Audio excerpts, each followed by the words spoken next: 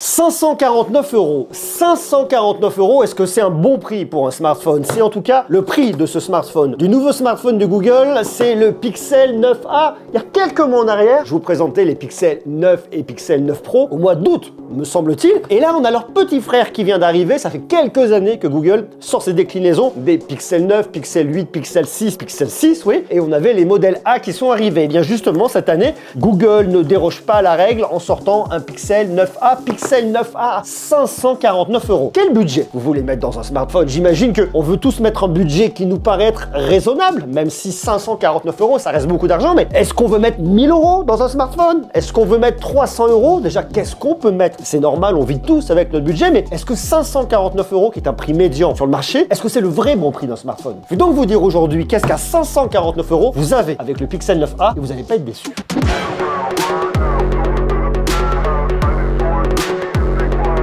Le Pixel 9a, c'est ce smartphone qui est très particulier. Pourquoi? Eh bien parce que si vous le regardez comme ça, vous allez voir que le module photo ne dépasse pas. Ça, c'est plutôt pas mal parce que regardez, je vais vous prendre par exemple ici un Galaxy S25 qui est sorti en tout début d'année. Et bien regardez, le module photo dépasse très légèrement et c'est assez marrant parce que justement, Google a fait un truc très cool, c'est-à-dire que son module photo est totalement intégré ici dans le smartphone. Ça veut dire qu'ils sont obligés de l'intégrer à l'intérieur du châssis, là où d'autres marques, sur des modèles premium, ont des caméras qui dépassent, et c'est le cas ici sur le Galaxy S25. J'aime beaucoup, je trouve ça vraiment marrant parce que ça lui donne un look très à part. Quand on achète un smartphone, on achète un prix, c'est vrai, mais on achète avant tout ce qu'il y a à l'intérieur et l'expérience que nous promet la marque. Et bien là, avec un design très particulier, une petite pilule qui est refoulée sur le côté en haut à gauche et qui dépasse mais extrêmement légèrement, quasiment pas un voyez, c'est pas énorme, c'est pas mal. Déjà, ça veut dire un truc, ça veut dire que lorsque vous le posez sur une table, il n'est pas en train de bouger de tous les côtés. Je compare une fois de plus au Galaxy S25.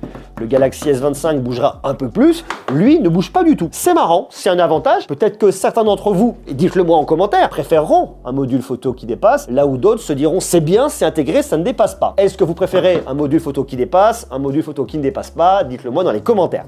Moi j'aime bien, je trouve que c'est bien pensé, bien réussi. Ce que j'aime un tout petit peu moins, c'est ce dos. On n'a pas de dos en verre, on est sur un smartphone milieu de gamme. Chez Google, donc ils ont dû faire des choix. On a un dos qui est plus un dos en plastique, me semble-t-il. L'avantage qu'il a, c'est qu'il ne prend pas les traces de doigts, mais qu'il ne ressemble pas à un smartphone premium. On a un cadre en aluminium qui est somme toute assez classique et qui conviendra parfaitement bien ici. Le Pixel 9a est disponible dans 4 couleurs, en noir volcanique, en porcelaine, en rose pivoine et en iris. Moi, j'adore cette couleur-là que je trouve super élégant. Il est aussi très léger, j'aime beaucoup, 185 grammes. Ce que j'aime moins, c'est ce qu'on retrouve à l'avant du smartphone, c'est-à-dire des bords que je trouve quand même assez gros. Ces bords noirs, je les trouve pas très jolis. Pour un smartphone milieu de gamme sorti en 2025, ça me pose vraiment problème. Regardez, ils sont quand même super gros. Alors certes, à force, on les oublie, on ne les regarde pas, mais malgré tout, reconnaissez qu'on les voit et on les voit quand même plutôt bien. Sauf si vous passez comme ça ou sur un thème sombre, vous les verrez beaucoup moins. Mais sinon, sur un thème clair, c'est pas extraordinaire. Si vous arrivez à faire abstraction de ces bords noirs qui sont très cohérents tout autour du smartphone, eh bien vous verrez que vous avez un très joli écran extrêmement bien calibré de la part de Google. C'est une dalle POLED, l'écran n'est pas trop grand. Je vous l'ai dit, le Pixel 9a est léger, il a aussi un écran d'une taille maîtrisée, 6,3 pouces, c'est pas trop grand, ça me convient. Pour autant, il est extrêmement confortable pour regarder tous vos contenus. Il a une jolie dalle POLED, résolution Full HD+. Ce n'est pas une dalle LTPO comme on peut avoir sur les Pixel 9 et Pixel 9 Pro. La dalle LTPO vous permet d'avoir un taux de rafraîchissement qui descend jusqu'à 1 Hz. Pour le Always On Display jusqu'à 120 Hz lorsque vous allez venir scroller ou jouer à des jeux qui demandent d'avoir beaucoup de fluidité. Ici, c'est pas le cas. Ici, vous avez soit 60 Hz, soit 120 Hz et pour venir le changer, c'est à vous d'aller dans les paramètres. Il faut donc que vous veniez chercher, regardez, hop là, ici. Vous allez tout en bas, regardez, juste ici sur affichage fluide et vous venez cocher la case 120 Hz. Là, ça sera plus fluide. Là, vous êtes en 60, 120, 60. Si vous voulez préserver l'autonomie de votre smartphone, vous le laissez en 60 et l'expérience ne sera pas dégradée. Par contre, lorsque vous allez vouloir jouer à certains jeux, vous allez pouvoir monter à 120 Hz, mais il faudra le faire manuellement en venant ici, dans les paramètres d'affichage. Par contre, c'est un écran qui est extrêmement lumineux. On a un pic de luminosité à 2300 nits, c'est vraiment super lumineux. Ce que je regrette par contre, c'est que pour protéger l'écran, ils aient mis uniquement un Corning Gorilla Glass 3. C'est vraiment une ancienne génération et sur un smartphone de 2025, c'est un peu dommage. Donc il y a deux choses qui sont un peu anciennes sur ce smartphone. C'est le Corning Gorilla Glass 3, c'est dommage. Le fait d'avoir ces grandes bordures noires, c'est un peu dommage, mais par contre, c'est vraiment tellement bien contrebalancé par le le dos de ce smartphone que je trouve très élégant. Chaque année, Google, sur ses modèles A, vous met la même puce que vous avez sur ces smartphones les plus haut de gamme. Ici, on a une Google Tensor G4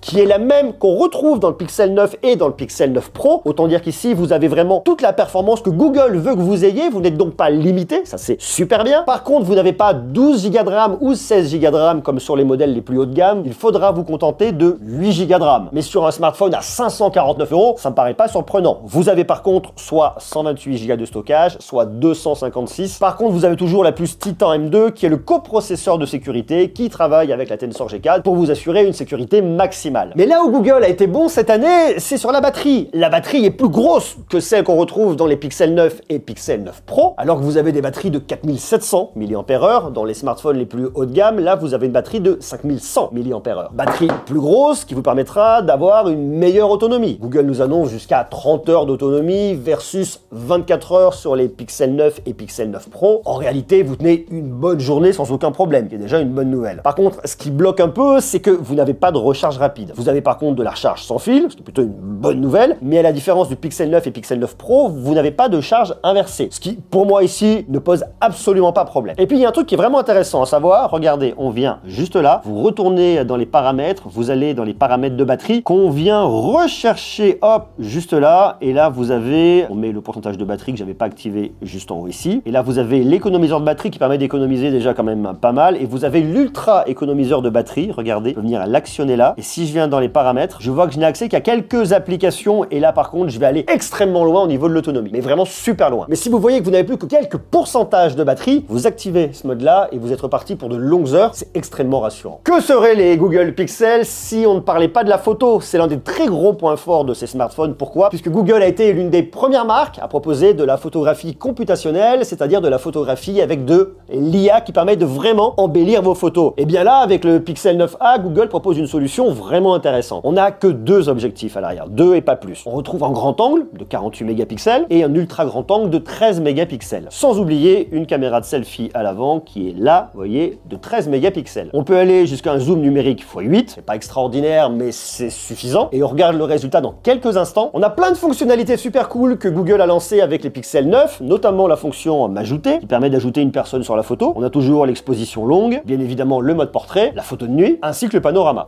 Personnellement, le panorama, j'utilise pas trop. On a de la macro, de l'astrophotographie, mais également le Realton, qui prend soin de toutes les carnations. Sans oublier la meilleure prise, le photo and blur, bref, on a énormément de possibilités au niveau de la photo ici. Et puis pour la vidéo, on peut faire aussi pas mal de choses, puisqu'on peut filmer jusqu'en 4K à 60 images par seconde. Photo prise avec le grand angle en plein jour, vous voyez, c'est bien géré, vraiment bien géré. Ce capteur principal est vraiment bon, la gestion de la lumière, on a des détails, c'est bien, c'est beau. Pour l'ultra grand angle, c'est plus terne, on n'a pas la même colorimétrie, le ciel l'emporte ici et le bâtiment est un peu plus terne, c'est pas extraordinaire. On peut se rapprocher avec un zoom x2 et on va jusqu'à un zoom x8, vous allez voir qu'avec le zoom x8, ça se dégrade, la qualité, voilà, c'est là, la qualité est un peu moins bonne. On continue place des Vosges à Paris, grand angle, ça va. Les détails dans le ciel, on voit le soleil ici qui ressort malgré tout, tous les nuages qu'on va avoir. Bien, c'est une bonne photo. L'ultra grand angle, je vous l'ai dit, une fois de plus, c'est beaucoup plus terne. On peut se rapprocher, on va aller se rapprocher de la fontaine tout doucement. Vous voyez que dès qu'on commence à zoomer, la qualité est plus bonne et on arrive ensuite jusqu'à un zoom x8 maximal et c'est pas génial. La caméra de selfie est plutôt pas mal. Franchement, 549 €, je trouve que le boulot est vraiment bien fait. On a du détail, vous avez deux focales, mais c'est du zoom numérique. Ça va plutôt bien, même à contre-jour, ça fonctionne bien. Ça, c'est toute la photographie computationnelle faite avec l'intelligence artificielle. On sort quand même pas trop mal. On reprend ici. Ensuite, vous voyez, bon, l'ultra grand angle, toujours un peu les mêmes choses, mais c'est pas mal. Ça permet un peu, lorsque vous avez beaucoup de lumière, de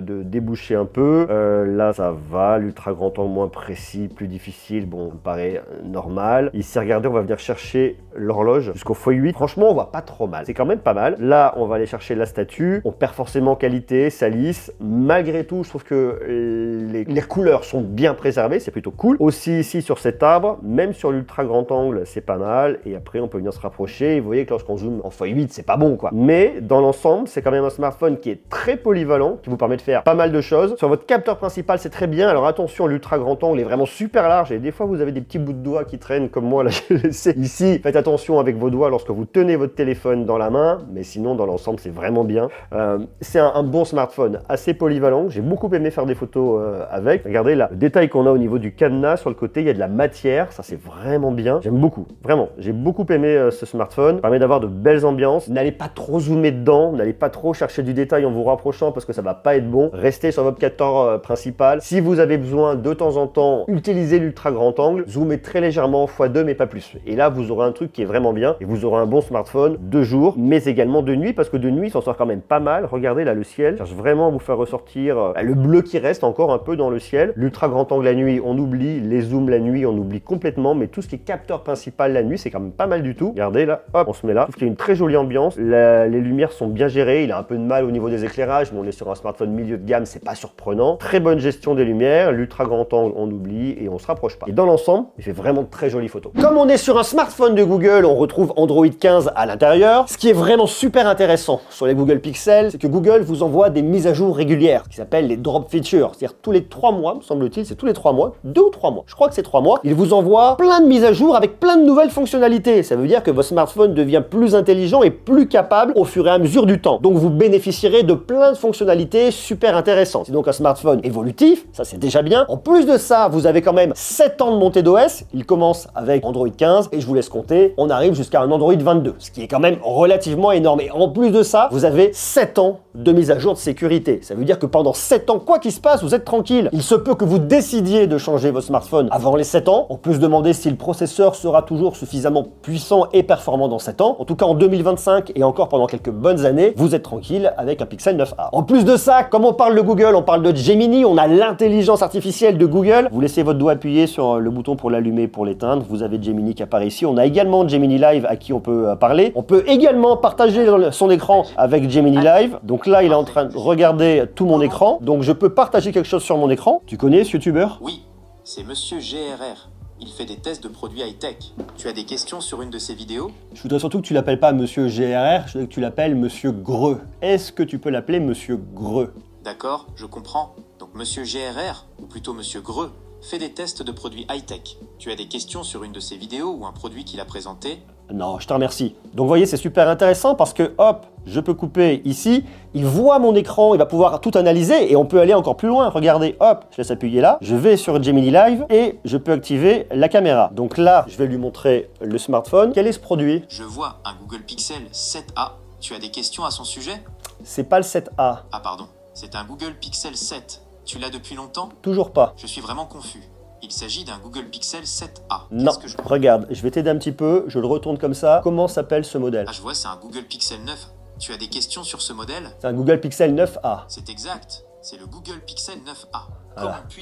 Comment puis-je t'aider? Bon, vous voyez, des fois, c'est un peu perfectible. Toujours est-il que si vous êtes perdu, que vous êtes dans une gare, il pourra vous aider à vous repérer, à traduire une langue que vous ne connaissez pas. Bref, c'est un super outil qui est extrêmement compétent. Donc ça, j'aime beaucoup. Donc ça, c'est effectivement Gemini. Si vous laissez votre doigt appuyé ici, vous avez entouré pour chercher. Je vais entourer, hop là, l'icône YouTube ici. Il vient, il recherche. On voit que c'est YouTube. Vous pouvez rechercher tout ce que vous voulez, des vêtements qui vous plaisent, produits que vous auriez repérés également. Enfin bref, c'est extrêmement complet. Et puis, comme on parle de Google, on parle énormément d'intelligence artificielle, que ce soit pour le traitement des photos, que ce soit avec Gemini, je vous l'ai dit, donc c'est super bien. En plus de ça, ce smartphone est résistant à l'eau et à la poussière, il a une certification IP68, enfin, c'est plutôt un point positif, je vous l'ai dit, ça contrebalance pas le fait que vous soyez uniquement avec un verre Corning Gorilla Glass 3 à l'avant, qui n'est pas génial, bon, c'est toujours mieux que rien. Par contre, vous n'avez la possibilité de mettre qu'une seule carte nano SIM à l'intérieur, ici, pas d'extension de micro SD, et vous pouvez en plus de ça avoir une eSIM. Donc si vous voulez deux cartes SIM, vous pouvez, une physique et une eSIM. Il a du Wi-Fi 6E, il a du NFC, notamment pour le paiement dématérialisé. Il a en plus de ça la détection des accidents et il appellera les secours en cas de besoin. Il a un VPN, il peut gérer vos clés d'accès, il va se verrouiller également en cas de vol et il vous indiquera lorsque vous avez un appel indésirable. Bref, c'est un smartphone intelligent, compétent, qui a énormément d'options, qui est suffisamment puissant et suffisamment performant. La puce Tensor G4 ne vous fera pas tourner dans les meilleures conditions les jeux les plus gourmands. Donc si vous voulez vraiment un smartphone haut orienté gaming, peut-être faut-il aller sur un autre smartphone avec un processeur plus puissant de la marque Realme notamment. Samsung aussi, ils ont des super propositions. Mais si vous voulez un très beau smartphone avec beaucoup d'intelligence artificielle, avec des mises à jour qui arriveront pendant de très longues années, qui est plutôt bon en photo et qui a un très bel écran très lumineux, Google Pixel 9a. L'année dernière, j'avais beaucoup aimé le Pixel 8a. Cette année, j'aime beaucoup aussi le Pixel 9a et je trouve ça vraiment intéressant que Google modifie son design sur un smartphone milieu de gamme avant de le faire sur un smartphone haut de gamme. Est-ce que les Pixel 10 et Pixel 10 Pro auront un design comme ça? Est-ce qu'ils peuvent le faire? Est-ce qu'ils en ont la capacité? Rien n'est moins sûr. Ça, on le verra probablement au mois d'août ou au mois de septembre. En attendant, si vous cherchez un super smartphone avec beaucoup d'intelligence artificielle, vous pouvez acheter le Pixel 9a. Il n'est pas parfait. J'aurais préféré que Google apporte un petit peu de couleur dans ses paramètres. Je trouve ça un peu triste. Le tiroir d'application est plutôt bien organisé et c'est correct. Ça reste un très bon smartphone. 549 €. C'est le prix d'un excellent smartphone chez Google. Pas le meilleur, mais pas loin. Il faut savoir également que le prix du Pixel 9 a baissé. Il est maintenant à 699 €, soit 150 € plus cher que le Pixel 9a. Et le Pixel 9 Pro est à 849 €, soit 150 € de plus que le Pixel 9 et 300 € de plus que le Pixel 9a. Le Pixel 9a, j'adore, je vous le recommande. Si vous voulez un smartphone équilibré, tourné autour de l'intelligence artificielle et de la photographie, pour moi, c'est un super rapport qualité-prix. Et d'ailleurs, puisqu'on parle de smartphone, il y a cette vidéo-là, qui est aussi très cool.